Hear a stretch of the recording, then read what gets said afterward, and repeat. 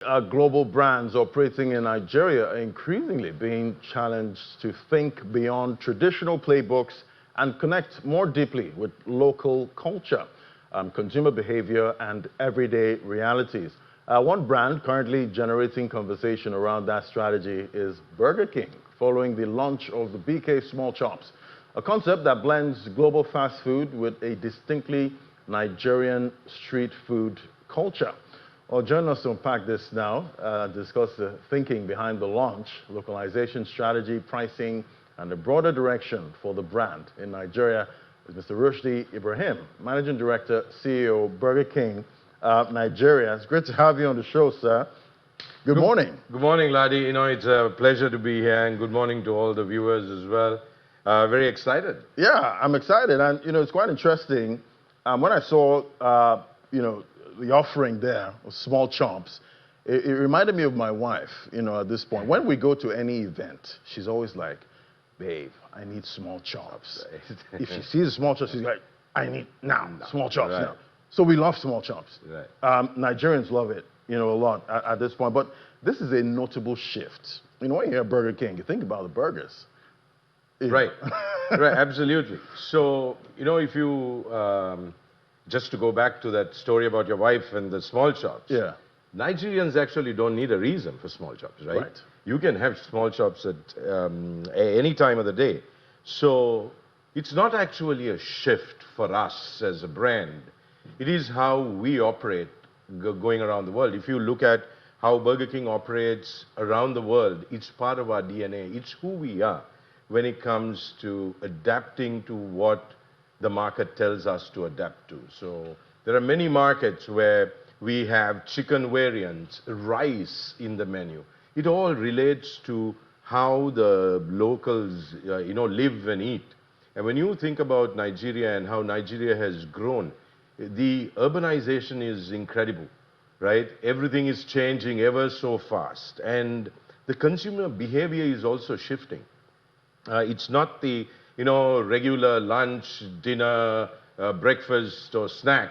But, they expect speed, they expect pricing, they expect convenience and relevance. And what we have done, coming in with BK Small Chops, is to be able to adapt to that need. Right. So, technically, you operate in different countries, you know, at this point. So if this country has this special thing they like to eat, you find a way to make an offering of it. Absolutely. Absolutely. And like I said, localization is a key ingredient on how we operate as a brand. And as I mentioned, there are countries that offer rice. There are countries that offer shawarma. There are countries as part of the Burger King menu. And that is because we listen. We understand that in order to operate in a market, we need to be closer to the consumer rather than, expecting the consumer to be closer to us. Ladi, you know that, Nigerians are an advanced citizenship. Their choices are very sophisticated, but they are also very, very emotional, right? They are emotional about what they eat. And they're very, very close to culture. And, being able to adapt to that reality is going to be very crucial for us. And Small Chops is actually a testament to us understanding, us listening to the consumers. I remember, one of the consumers had posted saying exactly that question that you said. Hey, your Burger King, stick to burgers. We understand. But it is also important to understand Burger King adapts where it requires. And when we brought in Small Chops, we didn't create a new thing. It was what was absolutely relevant for Nigeria. And if you look at what makes up our Small Chops, we have plantain cubes, we have samosas, we have spring rolls, chicken wings, onion rings. These 5 items are already in our menu, in our side items. It's already there. We didn't reinvent the wheel. The only thing we added was the puff puff, which completes the Small Chops offering. Yeah, you can't have Small Chops without puff puff. Right. Absolutely. So that's the only thing that got added. So from the side category of having all these different local menu items, we put all of that together and created the snack item, the small chops. So it was actually meeting the consumer where they wanted us to meet them, rather than, expecting the consumers to meet us. Right, and you did mention the consumers, the buyers are mostly very emotional, and I can imagine, people have brands of small chops that they love, and I'm trying to imagine, is it going to be a situation where they'll be like, I like that Burger King small chops. It's different from this one. I cannot talk about other brands, but what I can tell you is if you taste my small chops, you'll keep coming back. Right. Because what we drive is we drive consistency. We drive the food safety aspect. We drive operational discipline. So imagine, being able to take something literally off your way of life. I mean, it's not even a meal. Small chops is a way of life in Nigeria. I came here 3 years ago, and every event that I went to, there was small chops. Yeah. Right? So it was incredible. So imagine taking something like that. There's something that is Nigerian staple, but couple that with, absolute consistency, the safety that we bring into the picture, and the operational discipline that Burger King carries. So that's small chops, the BK small chops. Right. And looking at the launch now, you chose a particularly interesting area, Obalinde. And I remember, younger, when I was much younger, walking through Obalinde, chaos. Absolutely. And that's where you choose to launch. Yeah. Yeah. So interestingly, what we didn't want was a very controlled environment. We wanted that chaos. We wanted the real life. We wanted people to actually, we wanted the pulse of the people. Obalinde, and the type of people who actually commute through, hundreds of thousands of people commute through that, and we chose the intersection. We wanted to feel the pulse.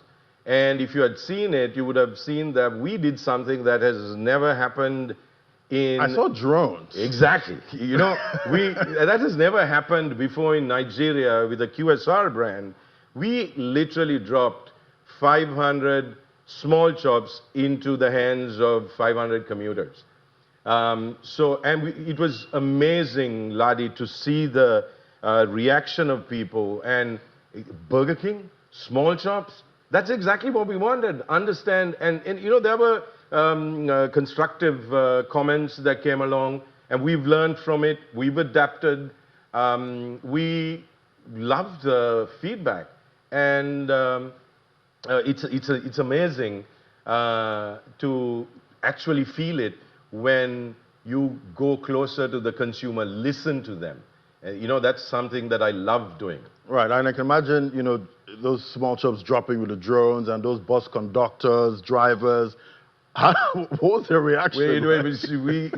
We had to control because there were people coming for the small chops. But it was an amazing experience in that I personally was able to hear from customers what this meant to them. You spoke to some of the commuters there. Oh, I absolutely did.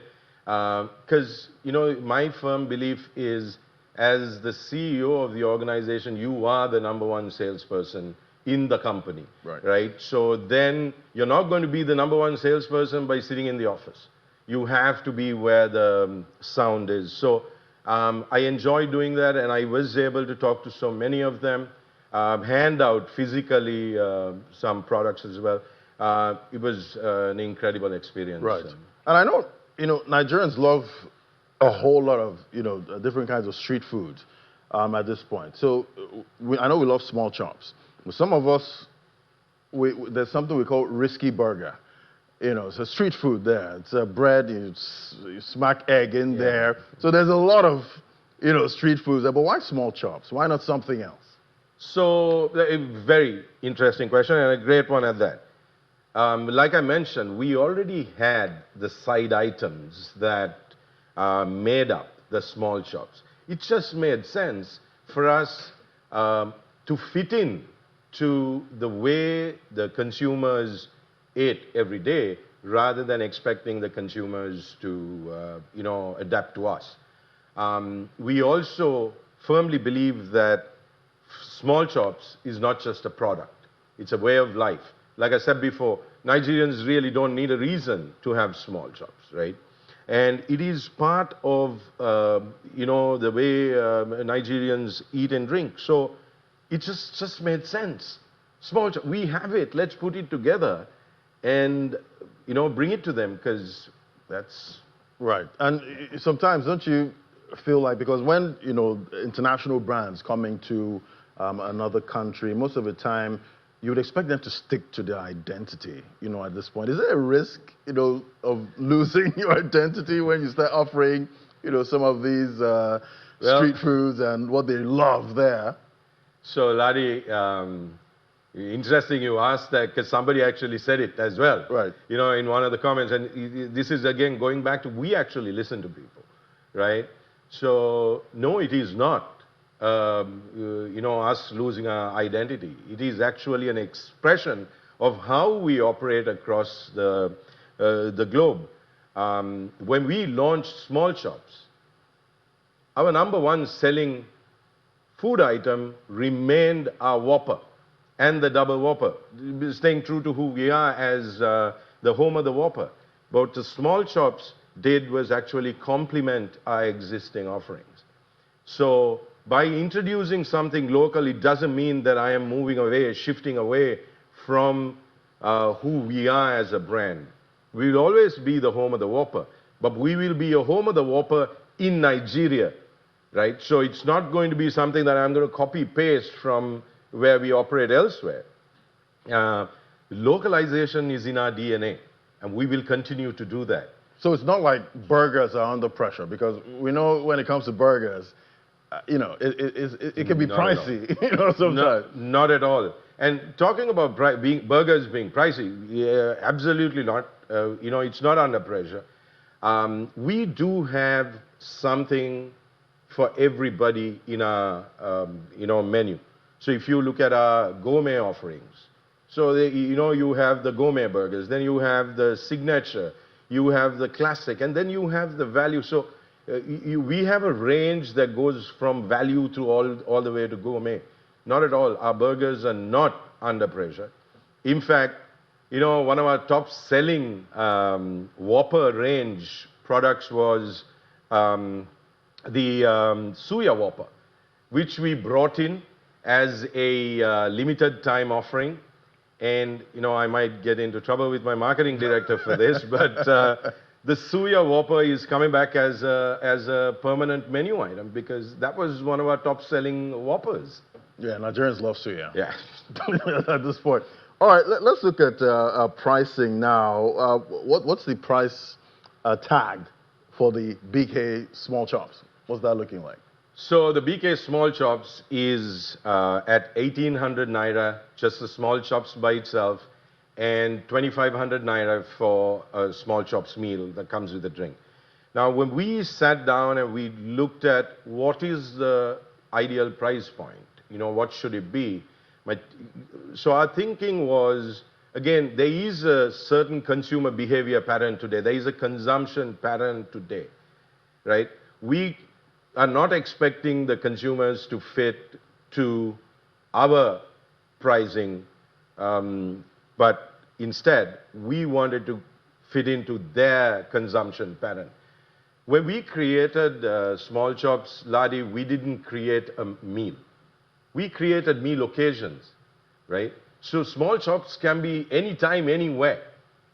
And in order for us to fit into that consumption pattern, the North Star my team came up with was the 1,800 price point. We'll have to wait and see. So far, we are doing so much better than our projections, way, way better than our projections. I can imagine. I'll keep track on the sales, when it comes to that. But, for people just hearing about, the BK small chops, what would you like them to, take away, from this conversation? So, the BK small chops is not a departure from who we are. It is actually an expression of how we operate across the globe. adapting to local culture. What you can also take away from small shops is the consistency, the quality, the operational discipline, and the safety that we bring in. Okay? And we are not going to stop with small shops. That's another thing that you can take from small shops. I leave it to your imagination, Ladi. We firmly believe that when we entered the market, we did enter with certain, local items, localized items like the sweet potato cubes, yam fries, plantain cubes. These were all part of our menu from the inception. We are now expanding that. We are going into a range of innovations. Burger King tagline is, have it your way. We are pushing this now, albeit a little late. We are pushing it to have it the Niger way. So it's important that we are not just, on the side of the culture, but we are part of the culture. And so, again, leaving it to your imagination, right. This year is about innovation for us. This year is about making it loud and clear that, it's not just have it your way, but it is have it the Niger way. The Niger way. Fantastic. I guess that's a good place to leave it, because right now, I'm craving a burger right now, and it's a Friday. Why not? Why not have a burger? Thank you so much, Mr. Rushdie Ibrahim, Managing Director, CEO, Burger King, Nigeria. Thank you for coming on today. Thank you so much. Thanks for having me. Fantastic.